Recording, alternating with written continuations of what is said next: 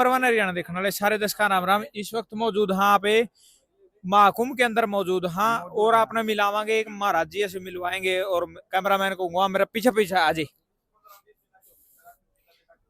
और ये है वो महाराज जी भाई, मिलवाएंगे जिनसे। महाराज जी राम राम। A1 हरियाणा 07 के आपका बहुत बढ़िया चैनल है।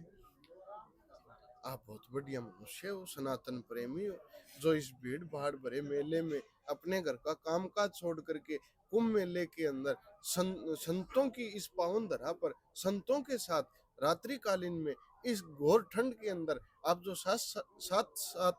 साक्षात्कार कर रहे हो, मैं इसके लिए आपका आभारी हूँ। हाँ, आपके कैमरामैन को भी, आपके जितने श्रद्धालु हैं, जितने आपके दर्शक हैं, उनको ओम नमो नारायण। ये 12 साल बाद भी नहीं आया। ये हमारे समझने में भूल हो रही है। कैसे महाराज जी? कैसे, मैं आपको बताता हूँ। जब से सनातन आदि काल है, अनंत है, सभी धर्म सभी संप्रदाय इसी सनातन धर्म से निकले हैं। सनातन का मतलब जो पुराना, जो पूर्व का है, जो सदियों से है, जो अमर है, उसी को सनातन कहते हैं। जी महाराज। सनातन धर्म, इसके अंदर होने वाली अनेक धार्मिक गतिविधियां, होने वाले धार्मिक अनुष्ठान, धार्मिक स्नान, इनका अलग महत्व है। शाही स्नान, ये जो महाकुंभ है इस बार, ये 144 साल बाद नहीं है। ये जब से सनातन है, ये तभी से कुंभ है। अच्छा जी। हमारा जो सनातन धर्म है वो अध्यात्म के साथ साथ वैज्ञानिक दृष्टि से भी जुड़ा हुआ है। बिल्कुल, इस चीज को तो मानते हैं जी। हाँ बिल्कुल, हर चीज सनातन की, हर एक रीति, हर एक मर्यादा, हर एक बात, जो कई लोग आज कहते हैं भी अंधविश्वास है, वो अंधविश्वास नहीं है, वो अध्यात्म से जुड़ी हुई बात है। जैसे आज हमारे परंपरा है सनातन धर्म के अंदर, वे पीपल के वृक्ष को नहीं काटना। क्यों नहीं काटना? क्योंकि एक पीपल का वृक्ष ही ऐसा है जो 24 घंटे ऑक्सीजन देता है। अगर ये बात उनको समझाई जाती, कुछ ज्ञान का अभाव था, कुछ वो बातें रही नहीं, आज कह देते हैं अंधविश्वास है, वो अंधविश्वास नहीं है। महाराज जी ये खूब काटा फिर पीपल का वृक्ष ने, तो लोग मूर्खता है। कम कटते हैं भी तो। पीपल के वृक्ष को नहीं काटना चाहिए। हम, हमारे जो सनातन धर्म के जितने भी साधु संत हैं, जितने जागरूक लोग हैं, जितने ज्ञानवान लोग हैं, वो कहते हैं नहीं काटना चाहिए। जी जी महाराज। पीपल क्या, किसी भी हरे वृक्ष को नहीं काटना चाहिए। जैसे जी एक मैं टॉपिक थोड़ा चेंज करना चाहूंगा महाराज जी। जैसे अपना ये गाय है, गाय का भी बहुत मतलब इसके पीछे साइंटिफिक रीजन भी है जिस तरह, और ये जो अपनी गाय है ऑक्सीजन लेती है और देती भी, इसको कामधेनु बोला गया, उसके बारे में थोड़ा बताओगे क्या है?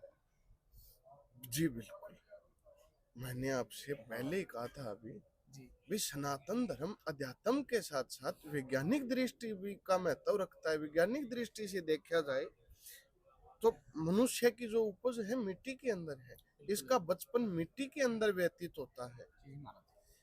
कहते हैं कि हमारे शरीर को अलग अलग पोषक तत्वों की आवश्यकता होती है।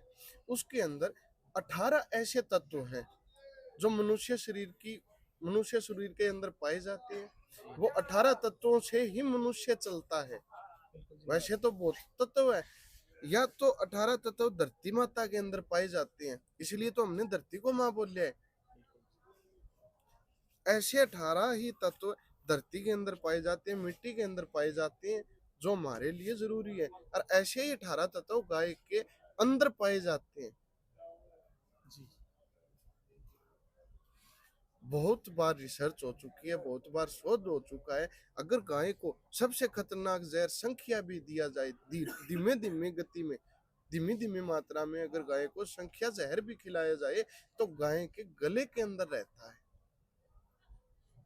कहीं ना कहीं ये जो गाय के गले में रहता है, ये महादेव के गले में जो विष पिया था उससे तुलना की जाती है। महादेव ने भी तो सृष्टि के लिए विष पिया था, सृष्टि के लिए है। ऐसे उसी प्रकार गाय हमारी माता है, धरती हमारी माता है। हमने जिस चीज से नाता जोड़ा वो हमारे लिए अति महत्वपूर्ण चीज थी। लेकिन आज के टाइम में लोगों को एक यूज करके मतलब पैसे कमाने का जरिया बना लिया लोगों ने। नहीं, देखो, सनातन बिल्कुल इस चीज की अनुमति नहीं देता। जो सच्चे सनातनी है, मैं कट्टर नहीं कहूंगा, जो सच्चे सनातनी है, जो गौ प्रेमी है, जो जानते हैं इस विषय को, वो कभी ऐसा नहीं करते। सनातन धर्म की सही सही शिक्षा ना मिलने पर, सही ज्ञान न होने पर आज का जो हमारा युवा समाज है वो गलत दिशा के अंदर चल पड़े। गाय हमारे लिए अति महत्वपूर्ण है, इसे माता का दर्जा दिया गया है, और पशु को तो नहीं दिया गया। भैंस को नहीं दिया, बकरी को नहीं दिया, ऊंट को नहीं दिया, ऐसी कोई चीज नहीं जिसको माँ का दर्जा मिला हो। गाय को क्यों दिया? क्योंकि उसके अंदर सभी तत्व मौजूद है। गाय के मूत्र में ऐसे ऐसे गुण पाए जाते हैं जो कठोर से कठोर बीमारियों को, कैंसर जैसे रोगों को मिटा देता है।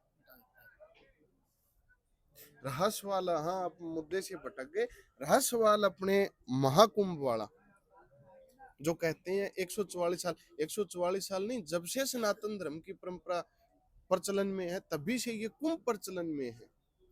कहते हैं कि धरती सूर्य के तीसरे कक्ष में चक्कर लगाती है अपना, वो एक चक्कर लगाती है तो 365 दिन में लगाती है। अपनी दूरी पे जब वो घूमती है तो वो 24 घंटे पूरा करती है। सूर्य की इसी लाइन के अंदर, ग्रहों की लाइन के अंदर, कक्षाओं के अंदर एक ग्रह है बृहस्पति। बृहस्पति 12 साल बाद अपना एक चक्कर सूर्य के चारों ओर लगाता है, पूर्ण करता है। जब वो एक चक्कर पूर्ण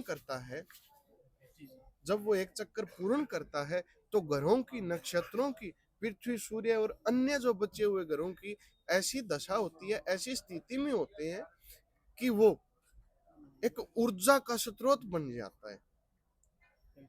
कहते हैं उस दिन, उस समय, इसीलिए संतों ने अमृत स्नान और शाही स्नान की परंपरा शुरू की।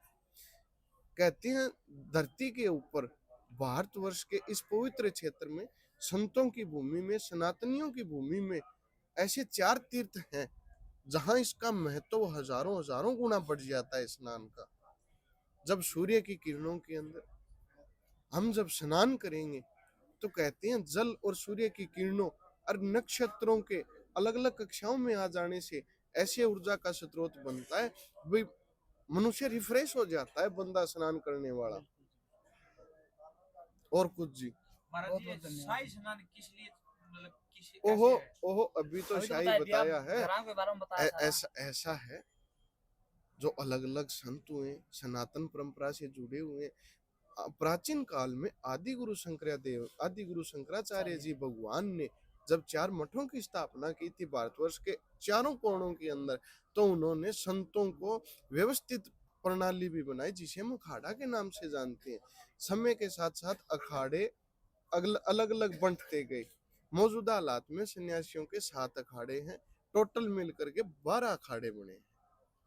शाही स्नान के अंदर जिस दिन जो नागा सन्यासी होते हैं, अखाड़े के अलग अलग अखाड़ों द्वारा हर निश्चित समय के अंदर संगम, तीर्थराज प्रयाग संगम के अंदर वो स्नान करके अपने शिविर की ओर लौटते हैं, धर्म ध्वजा जहाँ स्थापित है।